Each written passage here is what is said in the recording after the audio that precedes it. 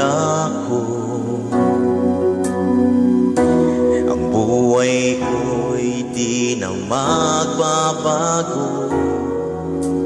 At kahit ano pang gawin, ako'y bumabalik sa maling gawain. Marami na akong sinubukan, kung sino-sino nilapitan ng halos.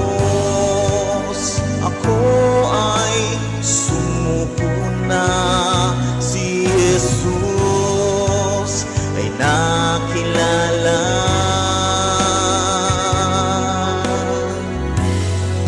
Hallelujah.